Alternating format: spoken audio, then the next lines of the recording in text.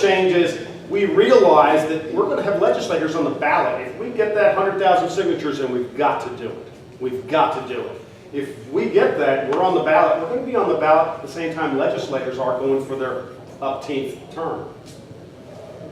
We have to grandfather them in. We're not going to say, after the voters elect somebody, we're not going to say they can't run. But that's it, and then they got to go. So that's one change. We're going to have to grandfather those people in now.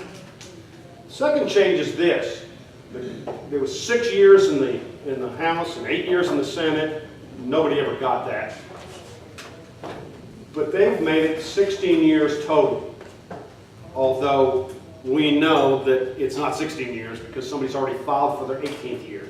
And with reapportionment, they can go 20 years. 20 years, is that a term limit? It's ridiculous. But they put a limit on the legislature. They said 16 years that you can run for, but you can get them other ways. It can be about 20. I think we figured that 22 years was what they could do.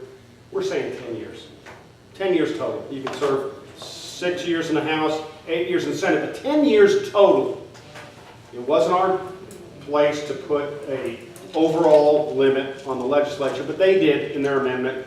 We don't think 22 years is the way to go. We think 10 years. Listen, if 8 years is good enough for the auditor of the state, the entire state, if 8 years is good enough for the Secretary of State, if 8 years is good enough for the Attorney General of this state, if 8 years is good enough for the Governor of this state, if 8 years is good enough for the President of the United States, somebody representing Little River County, 10 years is enough. They can't possibly think that their job is so much more complicated than the President of the United States. If they think that, they need to resign and maybe check into a hospital somewhere. It's a ridiculous argument that they need more time there. So that's the second provision, 10 years in the legislature, and then go get another job. They can run for something else or they go back into business. The third provision is my favorite, because in 1992, after this passed, I was thinking, well, what else needs to be done? Maybe we should try to work on special elections, because that's such a ridiculous thing where they can get 6% of the vote and pass a tax. But I didn't realize something. They will never accept the voters' will on term limits. I thought once we won the election, it was over. No. They are going to fight this and fight their own constituents until the day they die. That power in Little Rock is something they want to hold on to, and they hold on to it with a clenched fist. It's very important that we stop them from continually fighting the will of the voters. So the third provision that we've changed is, if they want to change term limits again, they're not going to be able to do it with a voice vote in the legislature. They're going to have to go and do what we're doing, and go out for a long and get signatures. And how would you like to see that politician asking, could you sign my petition? I'd like to stay in office longer. I want to see how that's going to work out for them. As Dr. Phil always says, how's that working out for them? Because they can't do it because the will of the voters doesn't correspond with that. They're not going to be able to do it that way, but they need to be on an even keel with us. We have to have an honest ballot title. They don't. And whether you think, and you'll hear this from politicians too on this campaign, well, the voters should have known.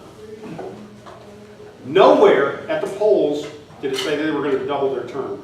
Nowhere at the polls did it say they were going to triple their pay. How are they going to learn? Now, I knew about it because somebody from the Secretary of State's office called me while they were getting this legislation together and went, Tim, you better get down there. You don't know what they're up to now.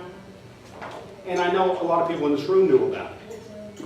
But there's people, just because they don't keep up with politics as much as we do, they still deserve an honest ballot title when they go to the polls. They're busy getting kids to bed, maybe getting homework done. I don't care if they don't keep up with politics as much as I do. They still deserve an honest ballot title when they go to the polls. And that's what we're going to give them in 2018 if we can get the signatures to do it. And we need to do it. And we need to tell the legislature, once and for all, respect the vote and respect the voters. And I appreciate you listening to me. One of the things that we want to do now is we want to get your advice on how to do this. We've got to get 25,000 signatures here. You know, we've got a bunch of ideas, but the people of Craighead County and Northeast Arkansas, you know this area. how do we get people involved? How do we get people to care about this issue again? How do we publicize it? Does anybody listen to Paul Harrell?